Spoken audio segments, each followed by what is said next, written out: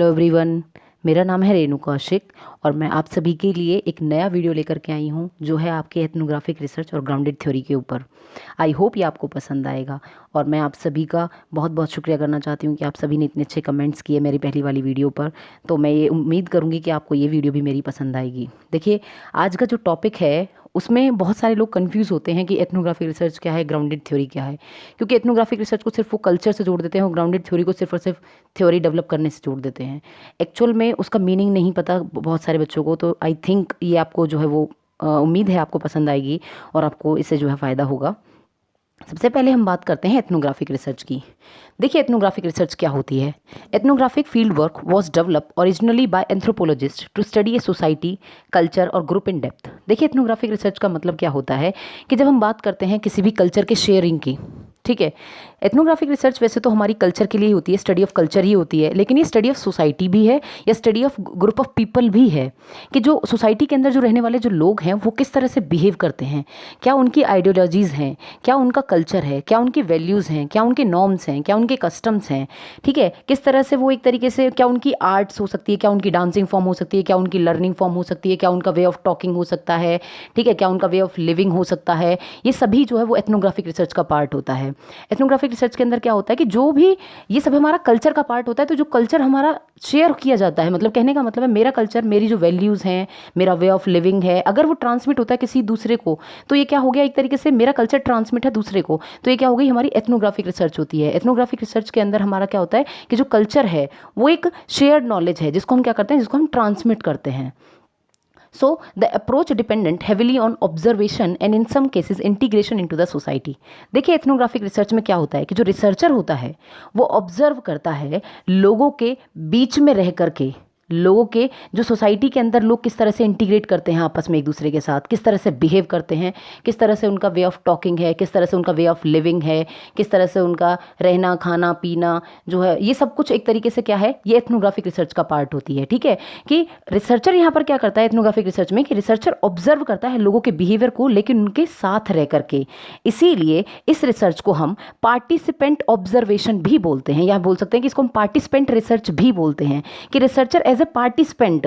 अब पार्टिसिपेंट का मतलब क्या है कि मैं अगर किसी लोगों के बीच में रह करके उनके बारे में जान रहा हूं तो मैं उनके साथ पहले पार्टिसिपेट करूंगा, तब वो मुझे कुछ किसी बात चीज़ के बारे में बताएंगे। ठीक है, तो ये क्या हो गया, एक तरीके से एथनोग्राफिक रिसर्च हो गई कि यहाँ रिसर्चर खुद इन्वॉल्व हो जाता है उन लोगों के साथ, तब वो क्या करता है, एक तरीके से डेटा को कलेक्ट करता है। लेकिन एथनोग्राफिक रिसर्च के अंदर क्या होता है, ये ध्यान से सुनिएगा कि एथनोग्राफिक रिसर्च में क्या है कि एथनोग्राफिक रिसर्च में रिसर्चर कभी भी बताएगा नहीं, जिन भी ग्रुप ऑफ पीपल के साथ या जिन भी लोगों के साथ वो रह रहा है या जिनको भी वो ऑब्जर्व कर रहा है, उन लोगों को वो कभी बताएगा नहीं कि मैं आपके साथ रहकर जो है एक तरीके से यहाँ पर रिसर्च कर रहा हूँ।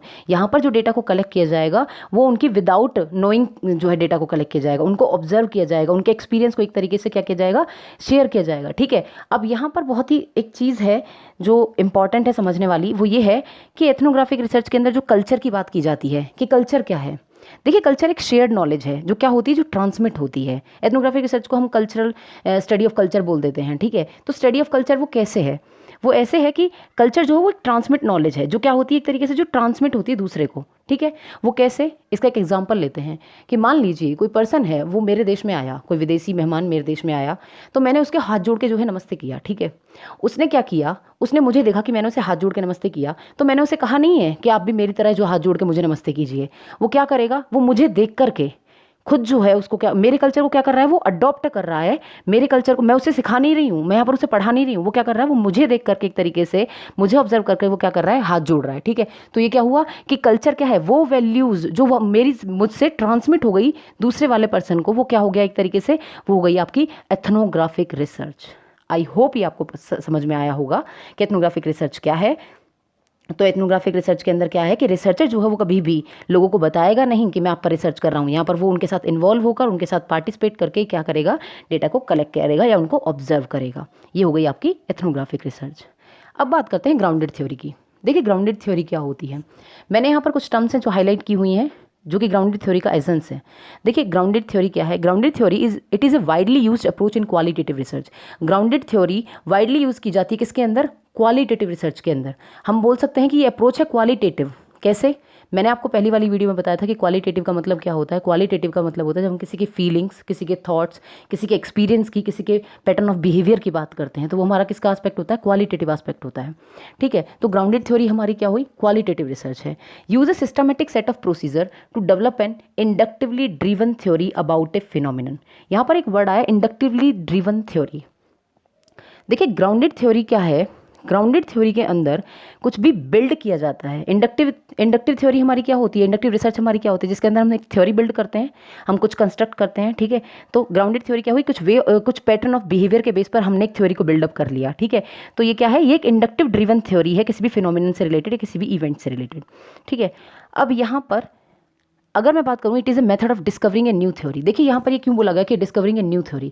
ग्राउंडेड थ्योरी को इसलिए बोला गया यहाँ पर कि डिस्कवर करना एक नई थ्योरी। क्यों, क्योंकि ग्राउंडेड थ्योरी सिर्फ और सिर्फ वहीं यूज़ की जाएगी, इसका ज़्यादातर यूज़ वहाँ किया जाता है जहाँ पर पहले से ही कोई डेटा अवेलेबल ना हो, या पहले से ही कोई रिसर्च अवेलेबल ना हो, या फिर कोई भी ऐसी चीज़ जिस पर पहले से ही कोई रिसर्च ना की गई हो, तो वहाँ पर हमारी ग्राउंडेड थ्योरी का यूज़ किया जाता है। ग्राउंडेड थ्योरी का मतलब ही ये है कि ऑन द ग्राउंड किसी भी थ्योरी को कंस्ट्रक्ट करना, किसी भी थ्योरी को बिल्डअप करना। अब इसका एक एग्जांपल ले लेते हैं कि ग्राउंडेड थ्योरी क्या है। देखिए मान लीजिए मुझे एक ग्रुप ऑफ पीपल है, या एक आजकल का जो यूथ है वो बहुत ज़्यादा, हम बोल सकते हैं कि अल्कोहलिक होता जा रहा है, या हम बोल सकते हैं कि बहुत ज़्यादा स्मोकिंग जो है वो बहुत ज़्यादा करने लग गया है, ड्रग एडिक्टर जो है बहुत ज़्यादा हो गया है।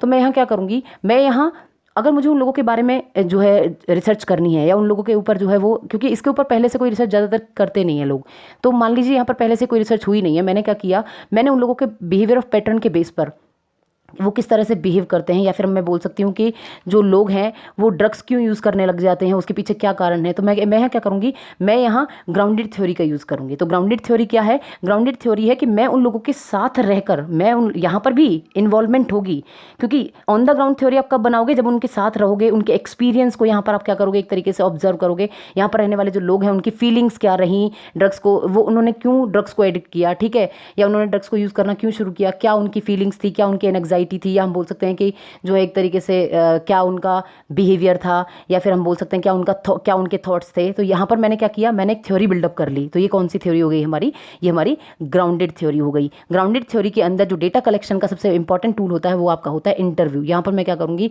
मैं यहाँ पर लोगों का इंटरव्यू लूँगी, उनसे ज़्यादा डेटा को यहाँ पर क्या करूँगी, मैं कलेक्ट करूँगी। इसलिए ग्राउंडेड थ्योरी यहाँ पर जो मैं रिसर्चर है उसका अपना ही प्रोस्पेक्टिव होता है, अपना भी कुछ एक तरीके से व्यूज़ होते हैं, इसलिए इसको हम क्या बोल सकते हैं, क्वालिटेटिव रिसर्च बोल सकते हैं। इसलिए इसको इंडक्टिवली ड्रिवन थ्योरी बोलते हैं, क्योंकि ऑन द ग्राउंड हम उनके साथ रहकर उनके एक्सपीरियंसेस को, क्योंकि क्वालिटेटिव क्यों, क्योंकि ये क्वालिटेटिव फॉर्म में यूज़ किया जा रहा है, डेटा को हम कलेक्ट कर रहे हैं क्वालिटेटिव फॉर्म में। तो ये कौन सी थ्योरी हुई हमारी, ये हुई ग्राउंडेड थ्योरी। इसको हम एक तरीके से कंपेरेटिव एनालिसिस थ्योरी भी बोलते हैं, क्योंकि यहाँ पर रिसर्चर क्या करता है, रिसर्चर कंपेयर करता है दो अल्टरनेटिव्स, या फिर बोल सकते हैं कि दो थॉट ऑफ पैटर्न्स को यहाँ पर क्या करता है, रिसर्चर कंपेयर करता है। ठीक है, तो वो हमारी कौन सी हो गई, ग्राउंडेड थ्योरी हो गई। आई होप ये आपको पसंद आया होगा। तो अगर आपको ये पसंद आया है तो प्लीज़ मुझे बताइएगा कि इसके बेस पर मैं और भी जो है नई वीडियोस लेकर के आऊँगी, और मेरा जो टॉपिक रहेगा वो ज़्यादा मोस्टली जो है वो रिसर्च पे ही रहेगा। तो थैंक यू सो मच, शुक्रिया।